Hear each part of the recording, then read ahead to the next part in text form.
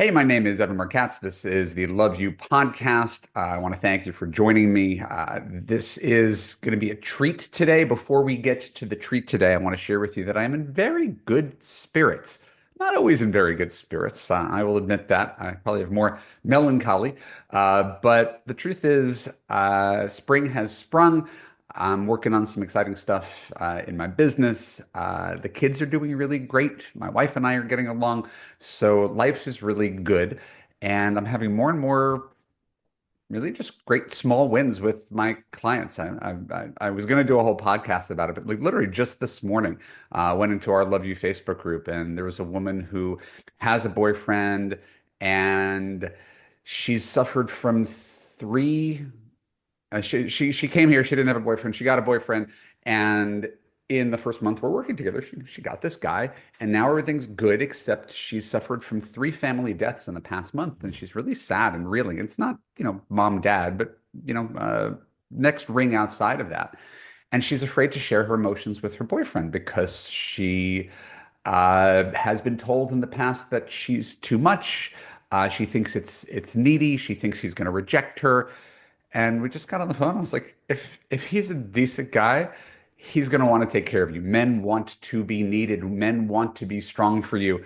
And that was not her experience. I was like, I'm not saying this is a test of the guy, but my guess is if he's a good boyfriend, when you say, hey, I just wanted to share with you, I've been keeping this away, but I'm really kind of in a sad place right now. And you don't need to fix me. I just need you to be there for me and hear me. My guess, he's going to be really receptive and want to do what you need him to do. Today, she posted on the Facebook group. I was so afraid that he was going to like break it off with me, and he really rose to the occasion, and he did exactly what I asked him to do, and I've never felt closer to him. And these are really, really simple things that we do in coaching. There's nothing terribly complicated. It's coming from a place of abundance and security so that when you choose a good guy, you could see him rise to the occasion. We'll talk about that at the end of the podcast, but I just wanted to drop that in because my day is just starting. I have a lot of energy, and I already have some good news for you. My next piece of good news is that I am interviewing someone who, in 5 minutes of talking before this podcast, he's my new best friend. His name is Dr. Adam Dorsay. He's a licensed psychologist, executive coach in Silicon Valley, where he works with high-achieving adults, including professionals, executives, entrepreneurs, and athletes. He's the host of Super Psyched, an award-winning podcast with over 200 episodes available on every platform. I don't know how you win a podcast award. I want that award. He has given two highly regarded TED Talks, one about men and their emotions and one about friendship and adulthood. And both of those I should probably go check out now. His best-selling book, Super Psyched, Unleash the Power of the Four Types of Connection and Live the Life You Love, is now available at Amazon and Barnes & Noble. We're going to be talking about that today. Beyond his private practice, Adam's a resiliency expert who co-created an international program for Facebook's online safety employees for several years. He serves as a resiliency consultant to DigitalOcean. I know DigitalOcean, Oh, very nice. and provides keynotes and trainings to multiple organizations, including Microsoft, LinkedIn, and the California Psychological Association. He is, most importantly, from my perspective, happily married, the father of young boys, and has a hypoallergenic 33-pound Australian Labradoodle therapy dog named Raffi, who lives at home and works in his office. As I said, long intro. Nice to meet you, Adam Dorsay. Welcome to Love You Podcast. Oh, so good to be with you, Evan. I just love what you do. I'm stoked for this conversation. Well, again, I almost want to start with all the things we have in common. Let's do it. Including I've got a pandemic Bernedoodle puppy that we got for the kids when everybody else was getting a dog, and my wife doesn't like dogs, and she's like, "We need to get a dog." And so I was like, all right. She goes, I only want a dog that looks like a stuffed animal. So that's what we got. We got a stuffed animal looking dog. He's mine. No one else deals with him. He's just my dog. Wow, mazel tov on that. That's a big deal. It is. Sometimes you got to lose the battle, but you win the war. Absolutely. Oh, I think a dog is such an important common denominator in the family structure. It gives so much levity to have a dog that everybody can love, and just no matter what is going on, the tail is wagging, good mood. Right. They're always happy to see you. This is why women like dogs more than they like men. They don't talk back. They're always happy to see you. How old are your kids? Just I've again, got this a is just like 16 and dad a 20. stuff. How? Two boys, 16 and 20. 16 and 20. When I hear boy, I picture little boy, but they are young men. They are, I'm nearly 6'2". They are taller than I am now, which is pretty funny. Okay. Well, again, I don't, I right here, we have a unicorn. He's a Jewish guy who's 6'2". So, he's taken, ladies. I'm sorry, but a Jewish guy who's 6'2" is a unicorn. Um, let's start here. I've written a couple books, not in a long time. It's a big pain in the ass to tell you the truth. What was the motivating factor for this? There has to be some sort of like conversation that you're having over and over. You're like, I have to put this into a book. What was the thing? Such a great question, Evan. I've provided over 20,000 hours of individual and couple psychotherapy combined, and the word connection is the one that she just keeps showing up on my podcast with about 250 episodes. Connection, connection. Everybody's talking about this word connection, but if you look it up in the dictionary, you'll be very mystified. It's basically linking two things. And I don't think that's what people are talking about when they say, I'm longing for connection.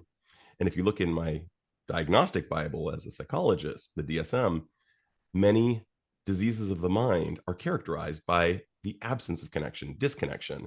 If we are depressed, we are thinking or actually ruminating about the past and not connecting with the present. Oftentimes, that is a hallmark of it.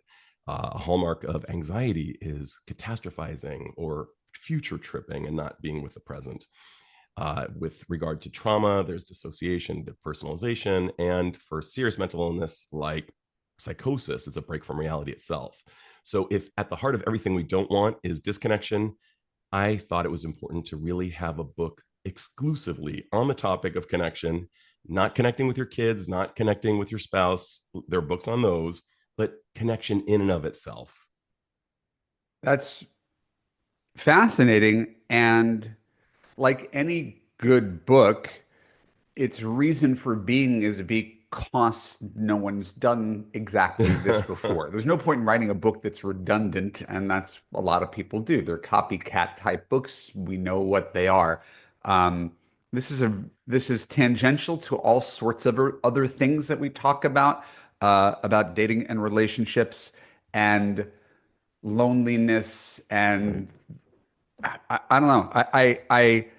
It speaks to me personally, and I think you're probably getting this a lot if you're doing the podcast circuit. It really speaks to me personally because the world that has been created, I'm going to say we created, the world that has been created is not designed for connection, unless you consider connection and digital connection. It's not designed for it. So we've got thousands of years of humanity that's designed for tribes of 150 people Right. that has evolved into cities and suburbs and whatnot, but places you could walk around and run into people. And now we've got people who are spending, again, I use myself as a case study, and we're going to throw it back to you. And I'm aware, this is the hard part, I'm aware of all of this. I wake up in the morning, I sit on my toilet, and I read my emails because that's what you do. And then I put in my earbuds, and then I walk my dog for a half hour, and then I come home and I go to my Peloton and I do that for a half hour. And then I sit here in front of a 27-inch desktop that's bolted to my desk for 8, 9 hours a day with a half hour lunch break. And then I get out, and my kids don't care about seeing me as soon as I'm out of work because they're doing whatever, teenagers do. And I sit and read on my phone and I catch up on the news until dinner is ready, and then we sit and have dinner and talk for a half hour, and then we sit and watch an hour of Friends reruns, and then the kids go to their rooms and we watch some prestige television, and then I go upstairs and I read my Kindle until I fall asleep. And I was like, how did this happen? Right. Everything I do is mediated by screens, and how do we stop it? So I'm going to stop talking and throw it back to you. Am I normal or am I abnormal? Well, I feel like you're talking about the Talking Head song, same as it ever was. It's just, I mean, how did I get here? And oftentimes it's almost like Rip Van Winkle waking up after a long slumber. We aren't paying attention to what the hours in our life, where are we investing our heartbeats? What will allow us to feel like we come alive? And this would be totally fine if you say this is an authentic expression of the heartbeats I want to have between my birth date and my death date. I mean, that's totally fine if it's authentic. So the word definition, which the word connection, the definition that I came up with several other, about 10 other licensed professional therapists was what makes you come alive. It's life force. It's a deep emotional response, and it is recognizable. And if you feel really connected to what you're doing, that's fantastic. But if you're not, maybe it's time to take a blue pen and take a look at your life and say, hey, what will allow me to feel more alive while I'm living? And there are four ways we connect. We connect with ourselves first, we connect with others second, and we connect with the world. The world could be our work, could be art, could be nature, could be our ancestry. And the fourth realm is connecting with something greater. Could be spiritual, could be religion for the religious folks, and for the super, atheistic people, they may find themselves in the Grand Canyon experiencing awe or looking at the stars at night. So there is something greater for all of us, regardless of our spiritual orientation. Yeah, this squares with the stuff that I've read and experienced. And why is this sort of definition important? I think words matter a lot, They do. and we're kind of unconsciously, and I'm not going to go into more pop culture, matrixy metaphors, but I think we're all sort of so plugged into the internet as a way of mediating the world that it's pretty hard to unplug from it uh, conscientiously, because you feel like you're almost cut off from the rest of the world. Is that a proper observation, or am I missing something? Well, you spoke to the importance of naming things, and I've heard it said that Confucius, and this is a poor paraphrasing, said that all wisdom comes from the accuracy in naming things. Now, when you name something and you name it inaccurately, that thing, the relationship that you have with it becomes very skewed. It's almost like you're looking at it in a curve I rather agree than with you. What's an directly. example of that? An example would be you have mentioned the difference between work in a relationship and effort. And your willingness to zero in on the difference between this relationship takes a lot of work or this relationship requires some effort. It seems like a very tiny distinction. I've heard you say something to that effect on No, podcasts. that's cogent and flattering. Yeah. And so the taxonomy, the use of language is so crucial because without giving something a name, that thing becomes actually a phantom. We it's this amorphous blob, and there's nothing scarier than an amorphous blob. The reason that Harry Potter said he who shall not be named is not an acceptable use of Voldemort's name, because we have to name him, otherwise he will have power over us. What's scarier than the unseen in a horror movie I get versus that. when you Yeah. see the thing and you're like, okay, now we have something. What do we know? How do we attend to this? Got it. Yeah, no, I'm the conversation I'm thinking of is an intensely political conversation. I was Right. thinking of violence, using the word violence for speech. That kind of thing, I think, becomes a bit of a slippery slope when we actually equate the two. Even though it hurts, free speech can hurt. I don't know that it equates to violence, and if we treat it as such, it becomes bigger than what it actually is. So bringing it back to connection, do people think they are connected because they're gaming together? And Absolutely. for some people, is that maybe they don't know anything else, and that is the only form of connection they know? Sure. And so some connection is better than no connection, but it could be conceived of as the NutraSuite of connection rather than Yes. the real stuff. We really do. Our brains are in their current mode are at least 35,000 years old, perhaps even substantially older, up to 70,000 years. And our environments on the outside have changed, even though the things between our ears have not. And so we long for IRL connection. That is how our brains are wired. And sure, some connection is probably better than no connection. Like gaming together is probably better than nothing. But we really do need different schedules. Some of us are extroverted. Some of us need to, feed more regularly and hang out with friends IRL more regularly than others.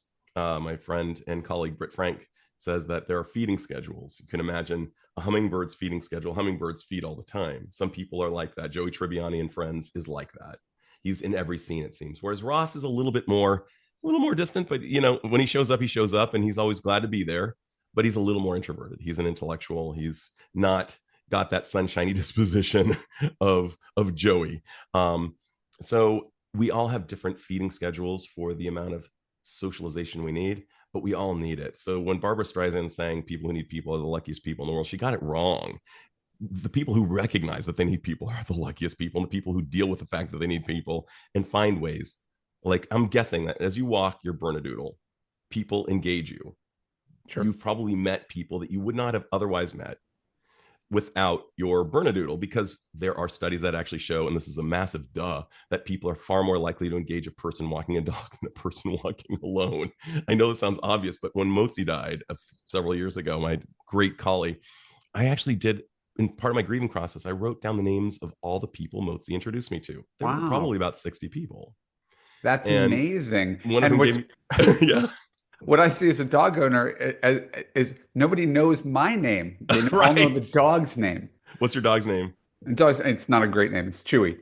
Um, That's actually the name that I wanted for my doodle. My wife overrode it, so we went with Raffi. But yeah, I wanted Chewbacca for sure, because okay, no question. no, you're dropping all the pop culture references here today, and I'm picking up each and every one.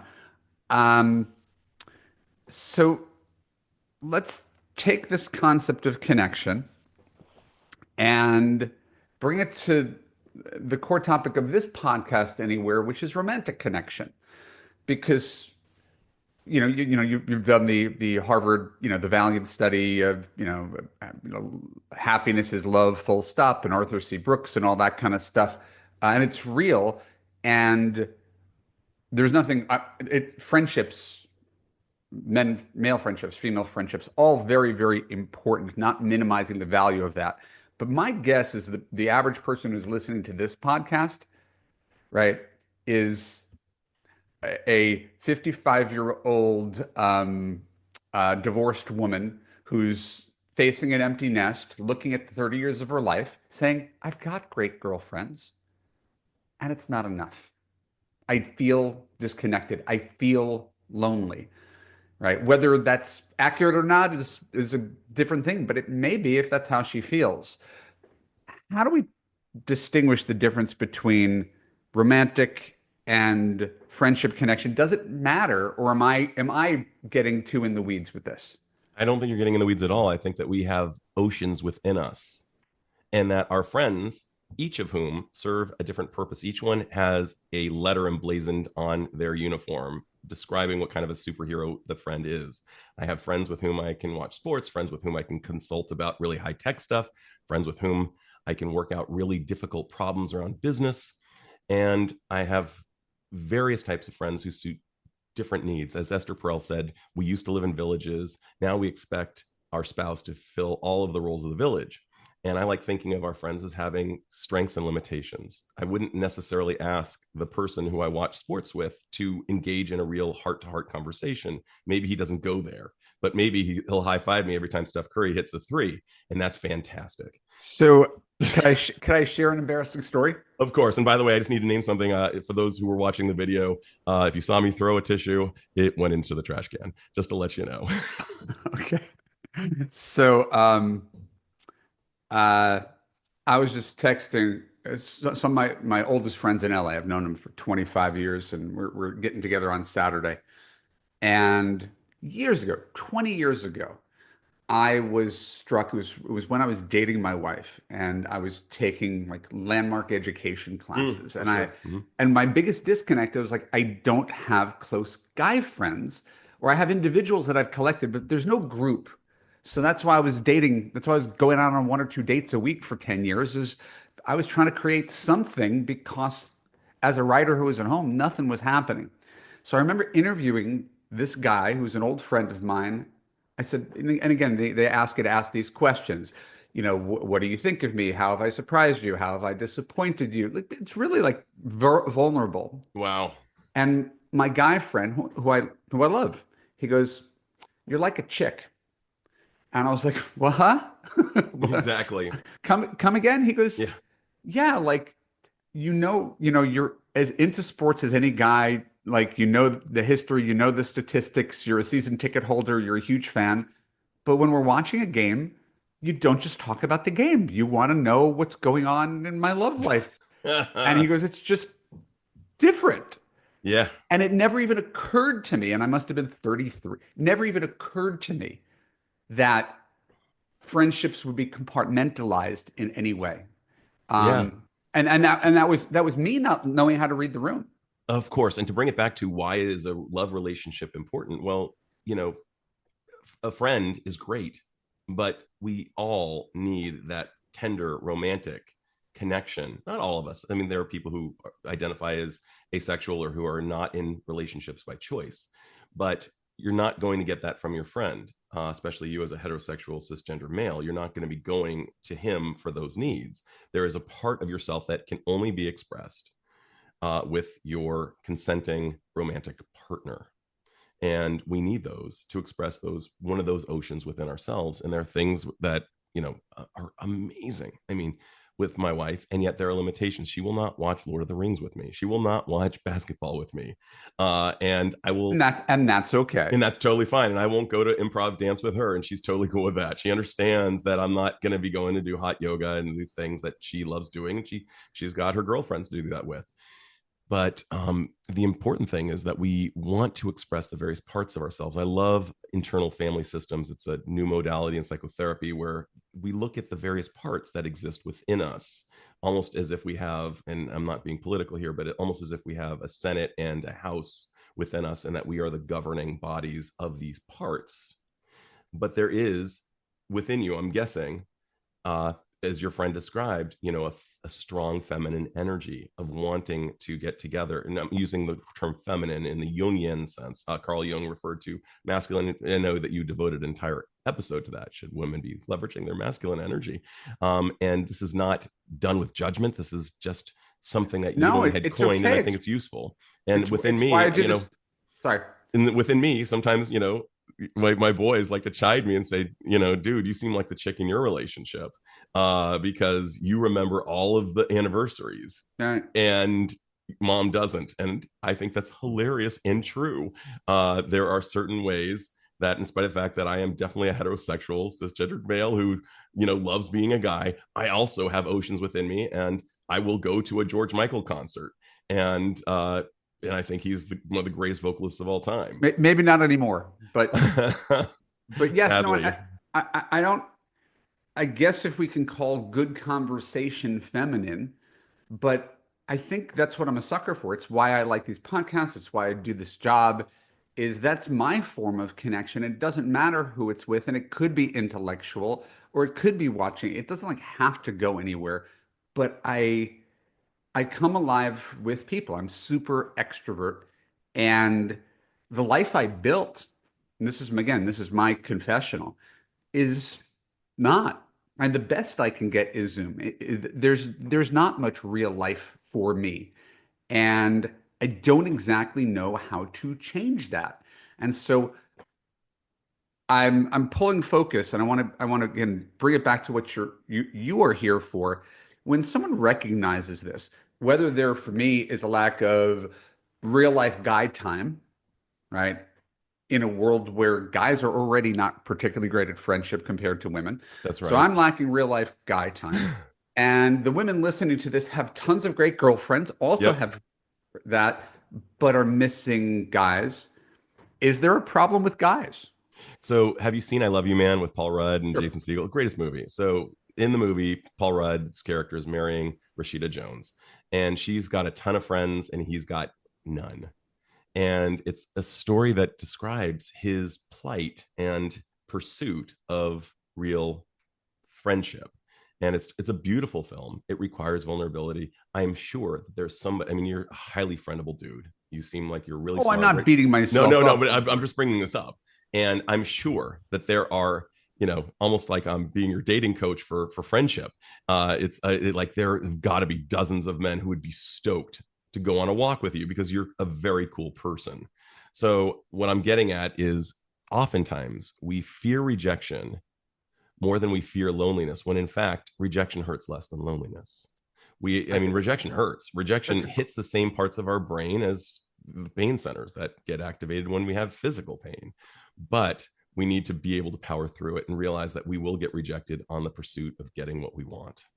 That's a great observation, and again, for what it's worth, I don't fear rejection. When I meet someone I like, I'm like, "You're my friend. Let's hang out." That's awesome, dude. I'm not a wallflower around this. That's what I'm saying. I think the thing is structural, right? I think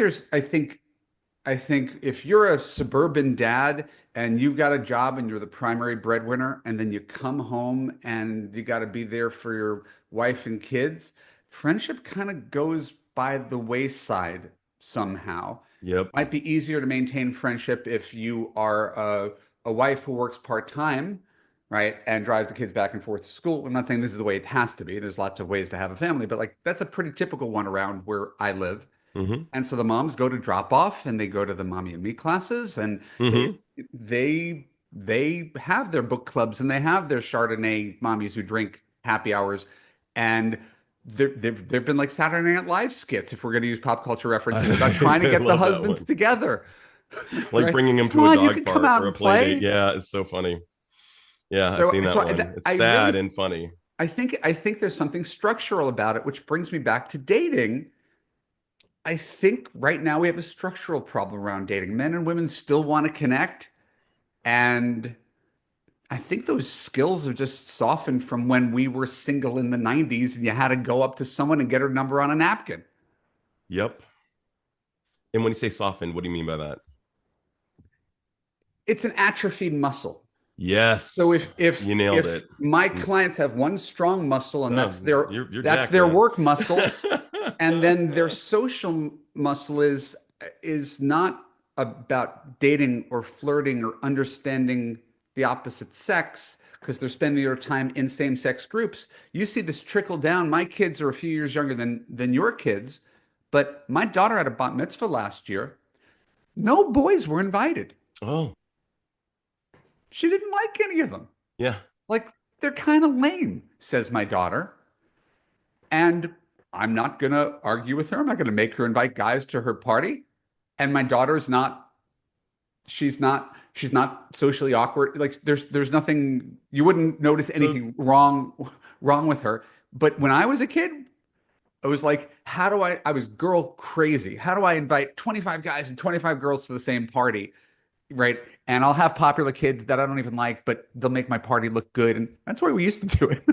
for sure. So your daughter and you and me, we all have different connection formulas. We all have different requirements. It's almost like looking at the daily requirement for vitamins.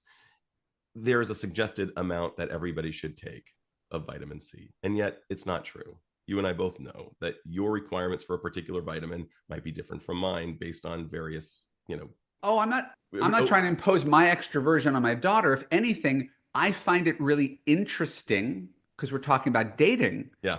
I think this thing is trickling down and boys and girls are segregating Oh, more. you're just talking about the general phenomenon. Got it. Yeah, I'm talking about the Sociologically. atrophy muscle where Got kids you. Okay. are not dating at a young age, Right. having sex, they're not flirting, they're like these things. I see. So you're Adulthood gets noticing. pushed and pushed and pushed, and then suddenly the opposite sex is different. Instead of you and I are pretty, I'm assuming, pretty comfortable talking to women, as comfortable as we are talking to men. Right. The more you make it into separate tribes, then the more you're going to be wary and dismissive of that tribe, I think. Absolutely. So now I got you. And what you're worried about is over time, the difference, the differential, the delta between the genders, because they're not clocking enough hours together. And that is a disconcerting trend. Indeed, because what do we do with the others? I mean, if you've ever seen the TV show Lost, we imagine the others are the worst people ever. And so we make generalizations and they become more reinforced because we don't have exposure to contradict the generalizations. And so that's the generalization we're talking about, in your book, we're talking about sort of societal trends, right, that are bigger than us. And we could observe them and we could define them. How do we counteract them? Exactly. Well, one of the things you could do is during a walk with Chewy and your daughter, you could ask her, what are your thoughts about boys? And it might require you to have a thoughtful conversation with her about guys in general as a topic and find out, like, what does she think? What does she know? And perhaps at times disabusing her of some of those thoughts in case something she's heard is a spectacular urban myth. And I hope that a lot of fathers would do that with their daughters if they are in similar situations, not having sufficient exposure and atrophying those muscles for intersex conversations. Let's bring this out of the realm of the kids back to the women who are listening to this podcast.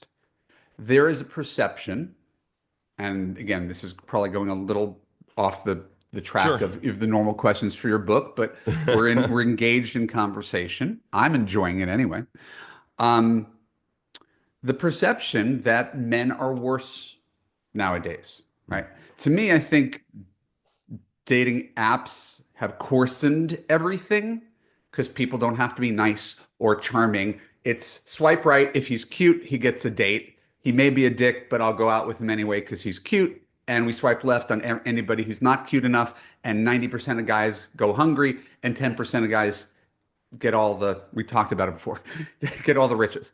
So there's this perception of a quality man gap. Accurate, inaccurate, or just a function of how we're behind our screens? I don't know. I couldn't really weigh in intelligently on that. I'm willing to say I don't know, but I am going to say here's what I do know. We are commoditizing relationships. The swipe left, swipe right is just basically it's very instinctual, knee jerky. I mean, you and I have both met people where our first impression was so substantially wrong. It was 180 degrees away. The person is absolutely compelling. The reason they were scowling was because they had just gotten some bad news, but you talk to the person and they are not scowling at you. They're actually really cool people who have, again, oceans within them. So this swipe right, swipe left, this type of knee-jerk system one thinking. So I'm going to just geek out for a second. Danny Kahneman, who's one of the I greatest, know. I know you know who you, but I'm just saying for the listeners, one of the greatest contributors to our field came up with system one and system two thinking. System one thinking is like that strikes and balls, like really fast. If you 1+1, we are able to answer those quickly. We have to be able to. But there are things that require more nuance, more thought, and those are system two thoughts. The classic question is: a bat and a ball together cost $1.10. How much is the ball? And most people say it's 10 cents, but if you actually reason it out, it's $1.05 and 5. And similarly, just going with a knee jerk saying, no, I'm not into that person, you may actually be missing out on gold. You may be missing out on somebody who is really going to be a great connection for you. And you may end up with somebody who is, you may be consistently dating the same guy, to use something that you talk about, instead of really finding somebody of great substance who can go for the long game. Can I ask you a personal question? Yeah, of course. Um, Thank you for that response, by the way, and thank you for citing thinking fast and slow. Absolutely. Not I don't have much opportunity to do that around here. I really am fascinated by your body of work. Thank you. Again, I just try to stay in my lane as much as I can on these podcasts. Your lane So is very broad, dude. I've listened to you. You've got good stuff. so oh man, I lost my train of thought. Gosh. Um, You said very seldom do you get to venture into this lane of thinking fast, thinking slow. no, it was about you. Oh, something The personal question is about me. you, and so this is in regards to your wife, and you're Mm. talking about the commodification of dating. Hmm. You're a psychologist, social psychologist, big body of work on behavioral economics and social psychology. That's where super psych comes from. Um, but on a personal level, you and I are both on J-Date at the same time, Yeah, back in presumably. 2003 or 2002, whatever it was. Right, right. Yeah. So we're both using it at the same exact Uh-huh. time, Right. right? You're in the Bay Area, I'm in LA. Exactly. Um, and I love the fact that I could tell a story about how I went on 300 dates and I didn't meet my wife online because I never would have chosen her online. Right? She's Catholic, I'm Jewish. She's 37. I was 34. Hmm. Wasn't online looking for older women if I wanted to have two kids. So we never would have met online, but we were both online and again, not on JDate. We were on Match.com at the same time. So I love that story as how it illustrates this very principle about how easy it is to pass someone up with the swipe of a finger. Is there something where where you and your wife don't look the part. It wasn't based on Absolutely. similarity, it was really based on compatibility, where you easily could have passed each other up. Do you have that story? Absolutely. 100%. So we've known each other since we were 8. Wow. I know, it's absolutely bonkers. We met in Hebrew school. Now, back then, obviously, and through our young adolescence, neither, well, actually, she would not have gone for me around junior in high school. I definitely had a crush on her, but she passed me up. I was just not her type. I was just kind of a nice guy and super smiley, and she was into a different type of guy at that time. And so I remember, flirting hard, writing in her yearbook something super flirtatious, and she wasn't having it. And when we remet 8 years later, I was on my way to Kathmandu, and she was on her way to Calcutta. We met in Bangkok for like 10 minutes in the Wow. airport, which is absolutely bonkers. Talked and went on our merry ways, saw each other another 9 years later. And this time she was she actually saw me as attractive, which was great. And She I had had to go always through her men who are wrong for me phase. All her she 20 to was 20 to 33. well, I had changed too, and she had changed for sure. But ostensibly, there was no chance for me prior to that, and it was just incredible. And to your point, when I ran into her, I had been doing the J-date thing, and I'd been kind of doing what I call the John Cusack thing, if you remember that movie High Fidelity, where he actually goes through all of his relationships in his mind to figure out like what is going on with me. I tried to figure out the characteristics of the exact person I was looking for, and lo and behold, it was her. Wow. Unequivocally, she met every criterion. It was the first time that I would say I did a brain based dating process rather than heart or below. Getting the chills right now. Thanks, man. So, That's and here I am 23 years into it, and I still feel like I'm in my first week of dating her. I am absolutely crazy about her. And she's my best friend. She's my confidant. She's my co pilot in life. She's got all of the qualities that I could have possibly wanted. And of course, like any relationship, it's imperfect. And she's not a carbon copy of me, to borrow from Esther Perel once again. But there are so many ways where there is no doubt that I chose well, and the proof is in the pudding. My kids know it. what may I ask? Again, I know I want to get back to your book because it's what we're here for, but I do find this endlessly fascinating. It's somewhat validating. When you said I did sort of the brain-based thing, like I'm really thinking of I've dated these women in the past. They were missing this, they were missing this, they were missing this. These things ended up being embodied in your wife. Do you remember what those qualities were? Yes. I don't want to necessarily name those here, but suffice it to say they were opt outs, they were rule outs. And I leaned on hope as a strategy, and hope is not a strategy. Hope is lovely, but it's not a strategy. I hope this person will change over time. This person has the X, Y, or Z characteristic, but who knows? Maybe at some point she'll change. No, it's really a what you see is what you get. Really Mm. operate from that term. People don't want to change. Unless they really, really want to change. There's an old joke: how many psychologists does it take to change a light bulb? And the answer is, of course, only one, but the light bulb has to want to change. And even when people want to change, even then change is hard, but it has to start with wanting to change. So these women who I was dating in the past, they were great people, but based on the feedback they gave me, they were also telling me that I was not their guy, even though they may have thought I was their guy, because basically they were describing a whole host of qualities that were not me. And what ended up happening to the majority of them, they ended up marrying the guys that they were describing who were not me. And if you looked at me side by side with the guys they ultimately chose, they chose the right person. I was not their person. And with my wife, I mean, she was able to render to me, yeah, you are my person. That's beautiful. And I love that. And that was one place where our stories diverged. Yeah, where?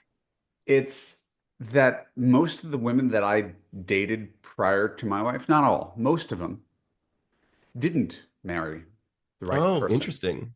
right? They might have dumped me, but they didn't go on to happy marriages. They either married and divorced or stayed single forever. Hmm. Yeah, Right. very Which again, interesting. I only wish good things for anybody that I ever dated. Whether they feel the same way about me is a different story, but I only wish good things for anybody I ever dated. Hmm. But a lot of times I think it's the both and. You're accurately representing the idea that you can't have a relationship with someone dependent upon them changing. Let's assume this is a fixed, people do change, but let's assume this is Absolutely. it. That's a great place to start a relationship, not based on wishful thinking or potential or hope, as you said. Um, and most of the women who I encountered would sort of self-sabotage. Not that I'm the avatar of all that's good, but I found that they were very, very critical of me. Nothing I could do to could make them happy. That was my experience dating them. They could have a different experience. Like my experience was, I just want one woman who thinks I'm great. And if you think I'm great, I'm not going to say I'm perfect, but I'm really just grateful to have someone who accepts me as I am. That Hmm. was the hardest thing to find in X hundred dates, Yeah. was just one person who was like, nope, you're good. And it took a shiksa to do it. Yeah. And it sounds like you're super happy with her and she's super happy with you. Yeah, listen, hit a jackpot here, and it's so lovely to hear someone brag about their wife. Oh, Right, like that, yeah. like the thing that you're doing organically, just as an extension of your personality, is again, it makes for good radio, but it also happens to be illuminating for women who are listening here and being like, there are no good guys, right? Marriages, I don't know anybody in happy marriages because a lot of people don't have happy marriages. They stay, but they don't have happy marriages. So the existence of what you have, I think, is really validating for people who are listening, whether that's what you're here for or not. I think that's why I wanted to hear your personal story. And I want to go to something you said in terms of criticism versus gratitude and appreciation. There's an old saying, what we appreciate appreciates, and it means nothing unless you actually apply it. So people have asked me, when I gush about my wife, because that's like one of my favorite hobbies. I'm just really a massive fanboy of her. I love talking about her. I love thinking about her. People ask me, does she know? And I say unequivocally, she knows. And I think it's really important to share appreciation. There's an old joke where the wife asked the husband, honey, do you love me? And the husband said, 20 years ago when I got married to you, I told you I loved you and I'd let you know if anything changed. And I think that's just a horrible joke, although it's funny. And at the same time, so many of us just assume, oh, she knows or he knows. And the fact is, we've got to say it regularly. And there's even a mandate, and I'm not trying to get people to convert to Judaism when I share this, but every week on the Sabbath, in a traditionally married couple, the husband says to the wife, that she is a woman of valor, and there's a prayer that accompanies it. Now, I use my own version of a prayer. I do my own version of a prayer for my children. They know what how they're valued. But my kids know they are loved, maybe to a ridiculous degree, as does my wife. What we appreciate appreciates. I even do it with my car, as silly as that sounds. I don't have the sexiest car in the neighborhood, but I love my car. And I actually will say at some point during a drive how much I love my car to my kids, and they'll laugh because they know it's going to show up like Alfred Hitchcock in a movie. At some point, I'll talk about the tires and how dope they are because I switched them out and got some really great tires. But I really do believe in saying, you know, speaking gratitude regularly. Right. It's watering the garden. We talked about Totally. effort versus work. It's not work to tell someone that you appreciate them. Mm. My wife is running around doing permission forms and carpools and Oh, all wow. this kind Amazing. of background stuff, unsung work of stay-at-home moms. And just the other night, as she was brushing her teeth, I was like, "Hey, I just want to thank you for all this stuff you do, like all the stuff that you're keeping in your head that I don't even know about. Thank you for taking care of that." Yes. Um, Yes. Yes. and she feels seen and valued, and she's an acts of service person, so that's the way she rolls. I tell her I love her probably 10 times more than she tells me, because that's how I roll. She shows me she loves me by doing all these little things that add up to something really good, which is that our life runs smoothly because of her. It's absolutely magical if you think about what your wife is doing to keep Sure. everything going in that way, and how thankless it could be potentially if it were taken for granted versus your willingness to articulate and notice and see her.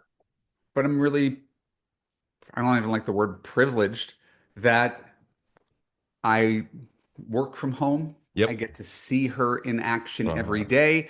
And I'm a dating coach for women, and women reflect stuff back to me that probably in your line of work as well. It's going to make you a better person, partner. Pointing out what other people are doing wrong helps you hopefully do some of it right.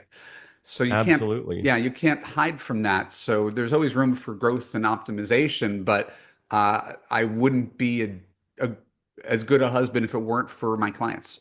Absolutely. And in as much as they may point out, tales of caution, they also sometimes show me, sometimes they exemplify something that I need to exemplify more of myself. And so Mm. it's very edifying working with people and just hanging out and learning how they roll and being, I mean, I can tell that you are a kindred spirit in the fact that you are a hungry, curious learner. And I am too. I have a voracious appetite for learning. So it's just I will die one day, hopefully a very long time from now, a very unfinished product. I think Leonardo da Vinci once said, "Art is never finished, only abandoned," and I think that's kind of how I see myself in pretty much everything I do.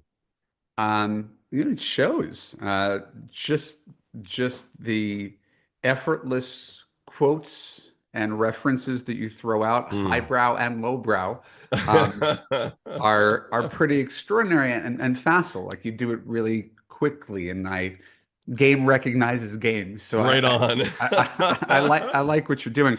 I want to go back to Super Psyched. Sure. Um, uh, the subtitle, Four Types of Connection.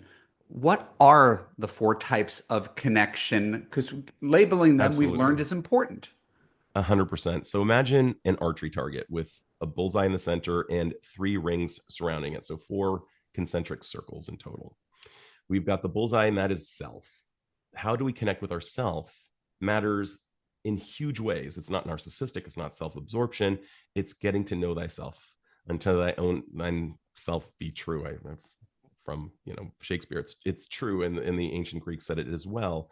And yet there's a chasm between what we know and what we do. Many of us are not willing to get to know who we are and what we're about. And if we don't, we are going to be constantly walking around metaphorically as if we have rocks in our shoes. We want to be able to know who we are. We want to make sure that our life is congruent with our actions, that our actions and our aspirations are in sync. So knowing who you are, knowing what you're about, not going for what other people are going for, not being distracted by the voices of others, but really tapping in. So self is at the center. The next ring is connecting with others. Others include my wife, of course, or your wife in your case. It includes you and me talking to each other, our children, our pets. I have actually included very intentionally pets because I used to run pet loss groups and I know about the pet human bond very well. My podcast has really investigated it intensely. And as someone who is a mental health practitioner, I've seen the tears that are emitted by people who've lost a pet, and they are greater than pretty much any other context. It's just incredible. So, pets are indeed significant others. The third ring would be connection with the world. The world includes our work, it includes art, nature, our ancestry. As Dr. Maya Angelou once said, you don't know where you're going unless you know where you're from. I'm paraphrasing it poorly, but ancestry is really important. So that's one of the other ways that we connect. And the fourth is connecting with something greater. For the super religious person, it might mean going to church on Sundays. For a spiritual person, it might mean being part of a spiritual group. And for the orthodox atheist, it might mean being really into the stars at night or going to the Grand Canyon and experiencing awe. What's really cool, by the way, awe has been put under the microscope, and the experience of awe, AWE, seems to render such good outcomes. We are kinder to each other. It's as if our brains are on psilocybin without having taken psilocybin, because if you look at neuroimaging, psilocybin, which is the psychoactive chemical in magic mushrooms, which I know you know, but listeners, for the sake who might not, you don't have to take anything that might be illegal or potentially dangerous to you, but experiencing awe means suspending all of that intellect, looking at a sunset and saying to yourself, wow, isn't that gorgeous? This sunset we're seeing has never happened before, will never happen again. Or as my colleague and friend, Dr. Michael Amster says, you can even have microdoses of awe. You can look at the liquid that is pancake batter becoming a solid right in front of your very eyes as soon as it hits the hot pan. And that can actually incur awe as well. I try to see awe wherever I possibly can. I remember people in, college saying that I was easily impressed. And I said, I'm not easily impressed. I have a high threshold for, appreciation. My nickname is Enthusiasm after all. But I think that many of us are terrified of looking like a grinning idiot, like the double rainbow meme. I remember the double rainbow. It's a double rainbow. I love that guy. And I want us more. I wish more of us were like that, being willing to just experience life more fully without those reservations or hesitations, and really, really just being that self that had no problem being when we were 5, but suddenly when we were 6 or 7, kind of shed. I'm sitting here taking copious notes. Right on. I didn't want to interrupt you. You've been taking copious notes. There are 2 things that I wanted to ask about, very specific to what you just shared. Most recently, you talked about awe.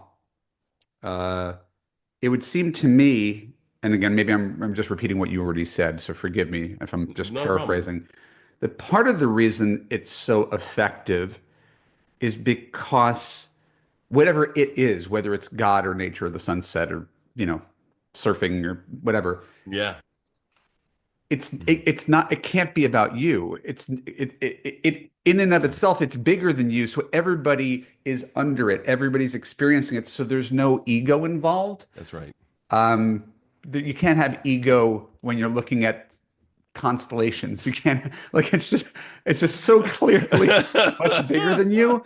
And that's why any barriers between people fall away, is because whatever tribe you're in, the surf is the surf, the sunset is the sunset. None of that matters. Is that accurate, or is that I think that's brilliant. I love that. It's like, I can imagine there's an old joke about a flea doing the backstroke down a river, yelling, "Raise the drawbridge." I mean, like, there's no way that we can look up at the stars or the Grand Canyon and think, "Wow, I am awesome." Like, no, it's like the Grand Canyon and the stars are awesome, and I am tiny. Right. And I think it's really important to have that perspective.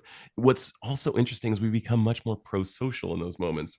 Back in 2017, when there was this incredible solar eclipse, particularly in Oregon, strangers were hugging each other. Like, what is that about? And I'm sure you've been in an experience where strangers were hugging each other because they realized, wow, there's something really bigger going on right now.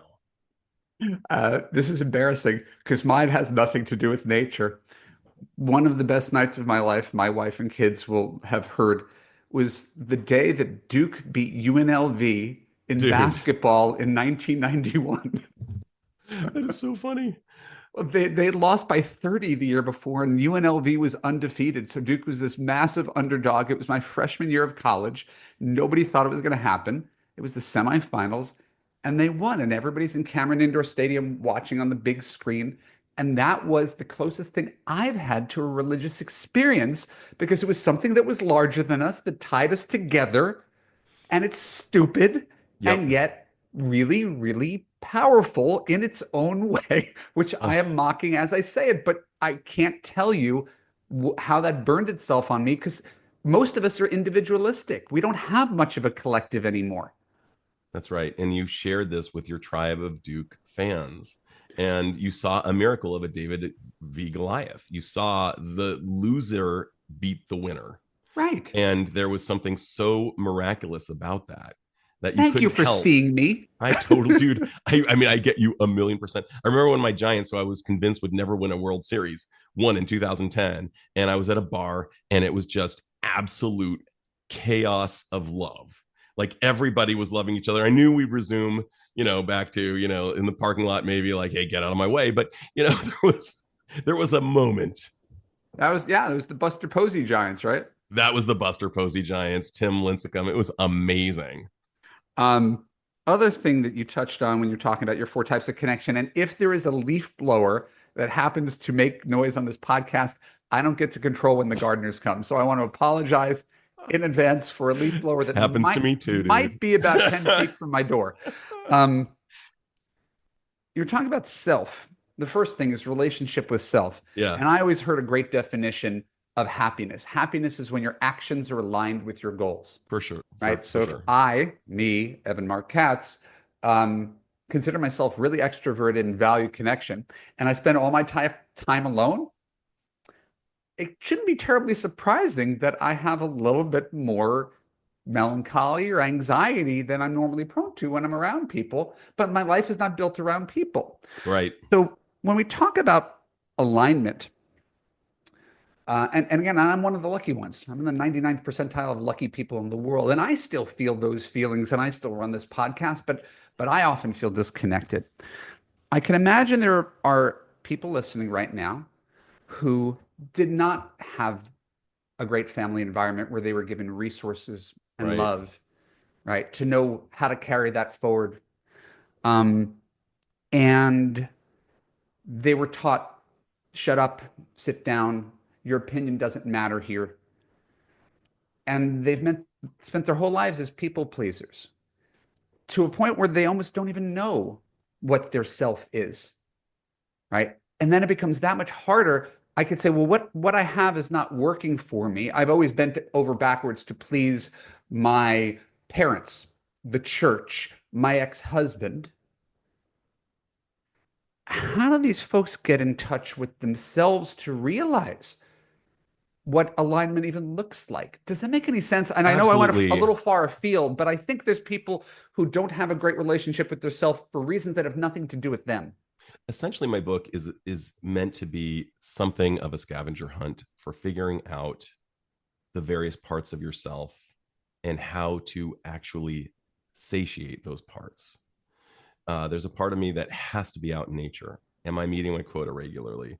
There's a part of me that needs to really listen to live music. But the person who comes from a family where they were not heard, seen, or understood, and I know those are kind of similar to the terms that you use, um, they can do a scavenger hunt of their own. They can find basically a collage, like you watch Friends.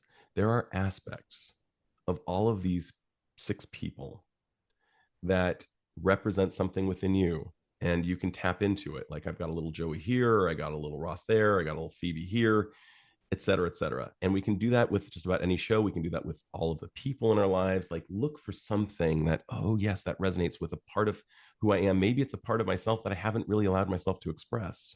Maybe it's a part that I'm scared to express. Maybe it requires some vulnerability. Maybe I need to go do an improv class. Oh, God, I don't want to do an improv class. I'm terrified of improv. And you do it, and suddenly you realize it's amazing. Or therapy. Maybe you need a place to be heard and to hear yourself be heard, because sometimes the best way that we get to know who we are is to say it in front of a truly interested listener. And we surprise ourselves by hearing our own voice, almost like putting the cards on the table and saying, whoa, did not know I had that hand. And I've been carrying it all along. So there are so many ways that we can do this to figure out these little, again, oceans within us. They need to be known, they need to be named, and they need to be recognized. And sometimes they need to be fed in certain ways.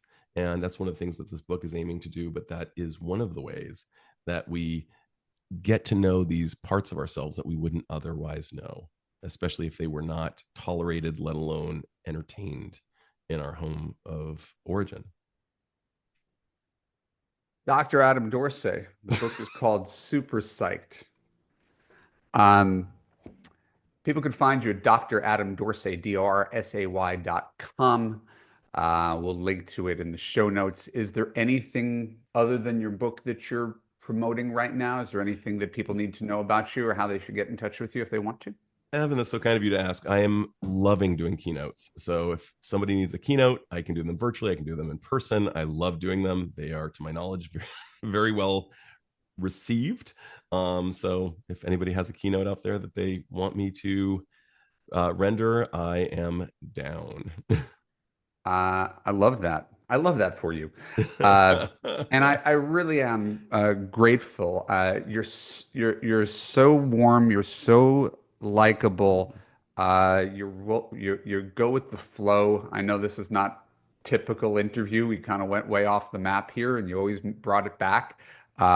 And I appreciate that.